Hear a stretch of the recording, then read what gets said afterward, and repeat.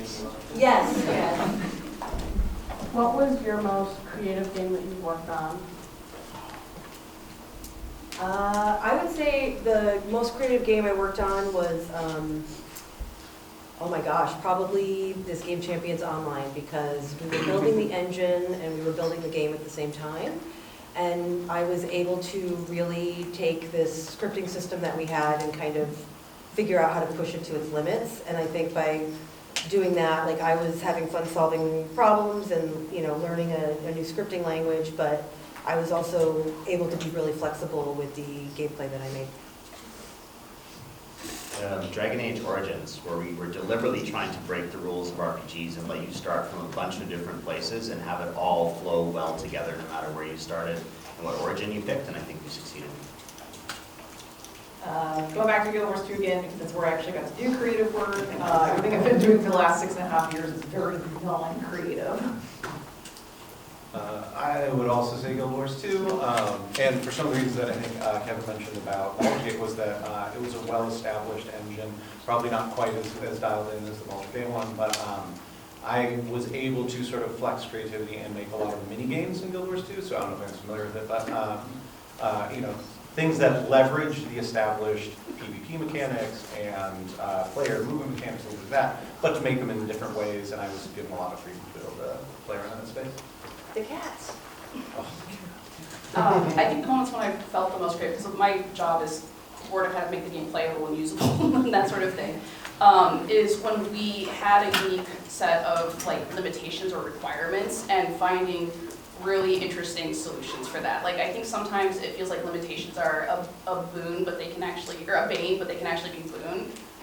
When you have too many possibilities and then you don't know where to start, I think sometimes that can feel like a little bit of a black hole or a void. And so some of the times where I feel like I've like come up with the most creative ideas, or where I felt like I was like, oh, I'm a genius because I'm an egomaniac, has been like when it was like there were some really weird limitations and we found a really cool solution for this, and this is something we would not have come up with on our own if we had not had those limitations.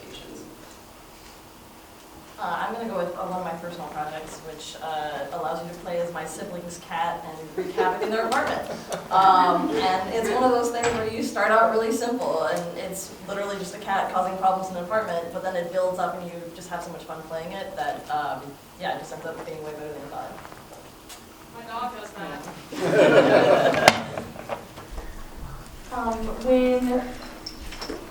Sorry, I just completely forgot how to speak just right now.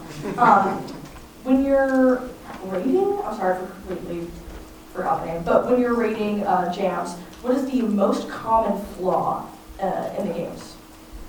I'm a bad person to answer this. This is round one. But I think in terms of things that I see a lot, especially like out of like former student projects too, is trying to do too much in too little time. We've already said it many times, but simple is often better, and you can get way more runway out of something that started out simple and then you build upon than if you just try to cram too much in and then end up having to cut a bunch of stuff. I think this is something that we've touched on a little bit throughout the different projects, which is the idea of like play testing. I think a lot of times that gets sort of under-indexed. You know, you, as folks have said, you've played your game, you're very skilled at it. So you have a certain kind of like hidden knowledge that you don't realize you have, and you need other people to play your game and describe their experience in order to improve it, like to iterate. So yeah, I mean, like, it's not necessarily like, oh, you know, we always see this certain kind of like animation maybe or something like that. It's just play test your games. Like, anybody can play test. Your parents can play test, your siblings can play test, your friends can. Yeah, just test your games. Like, if it feels like it's too early, it's probably not. I swear we always feel like it's not ready. It never will feel like it's ready. But yeah, just play test and then take that feedback to heart. Like, you know, you think that you know better because it's your game. The outside perspective is sometimes more insightful than you want to give it credit for. I think one thing, especially for this format, is, I don't know if you all have access to the rubric ahead of time or not, but theme is rated as highly as gameplay, like they are equal metrics that we rate against. And we can generally tell if you had a game idea ahead of time that you then try to make it to the theme rather than trying to really incorporate the theme into your game. And so just be cognizant of theme when one is there. Would be my biggest advice on that. For me, it always comes down to communication, like communicating to the player, like what's happening. Like, are you communicating across all the channels you have available to you? And in most cases, you're doing a couple of them, but not all of them. So you might have a VFX to communicate an attack, but no sound effect. You might have like a hit effect, but no hit reaction. So, like think about it like that. Like from the audio side, there's music, there's sound design, there's dialogue. They're all different pieces of audio, but they all lead to communication. Narratively speaking, it's mostly writing, but like that ties to the dialogue as well. Animation, VFX, like even the environment, your environment can be a tool used like to communicate to players what you want them to do. So just always be thinking about, does the player understand what I'm asking them to do, and how, you really cannot almost like over communicate too much, because players will always miss one piece of that communication. And if they miss that one piece and that was the only piece you're relying on, then they haven't learned anything. Everyone already knows I'm going to say difficulty. Let players learn your controls before you challenge their mastery of those controls. They've said all the right stuff, so I don't have really anything to add. Jim, it's, yeah. I was going to say, do we have time? Do you think one more? Yeah, let's do one more. Okay, one more.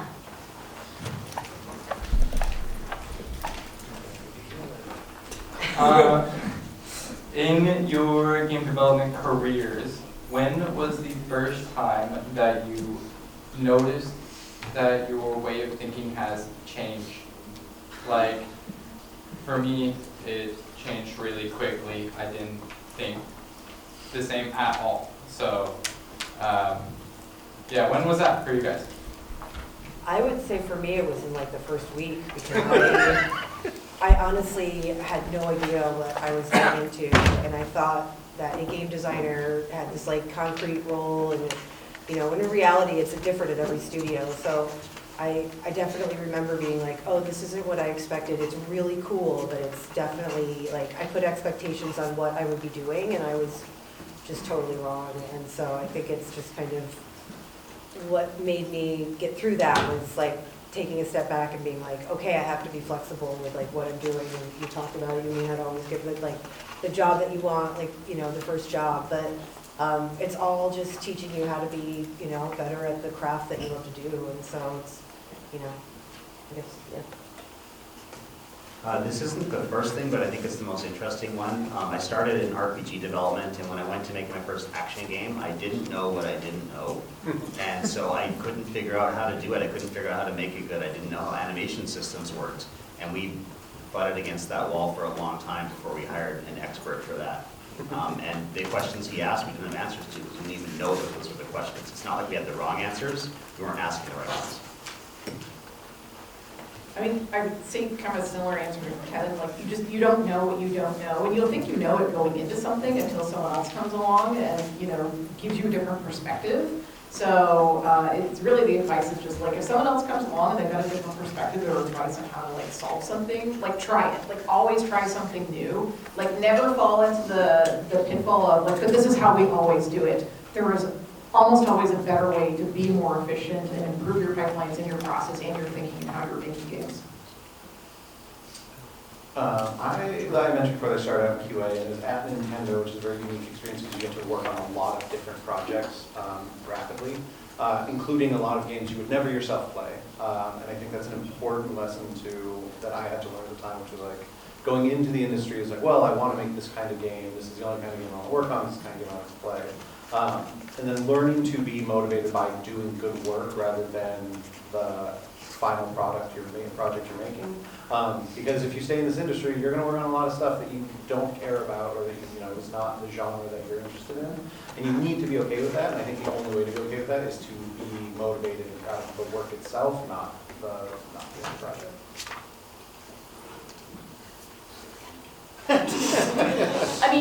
Every opportunity is an opportunity, and like, just remind yourself of that. I think, so I won't repeat again. Another, I think, example for me, so I'm UX, user experience, and I think one of the things for me was that sort of shift into accessibility is not a kindness that you're doing, accessibility is making your design better. Like making accessibility features, I think sometimes people look at it as like, this is an extra thing that we're doing. Like we're putting an extra arm out or an extra leg out to like help folks. But good design is accessible. So I think looking at that, like making sure that you're making your features, like I know you guys are probably sick of hearing me talk about the colorblind stuff, but that is like a very, very small example of something where you're looking at an audience that might struggle with that sort of feedback and that sort of visual language. And you'd be surprised at what sort of solutions you will come up with when you go like, well, what if we don't rely on just color? Like, what are some of our other options? There's a lot of really cool stuff that can come out of that, and a lot of features and a lot of games that you probably love probably started out as an accessibility feature and ended up becoming a core feature because so many people were like, actually, this is really great, I want to keep using this. I believe the Fortnite, like the sound cue, I think, if I'm remembering correctly, was an accessibility feature that ended up just becoming a core feature because everybody wanted to use it.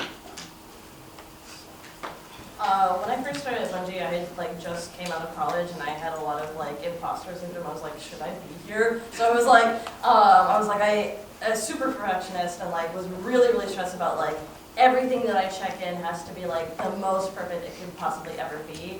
And I had a designer who was one of my superior designers and was kind of why are you doing that? There's no need to be perfect. And when you're just prototyping something, it's going to change later on anyways.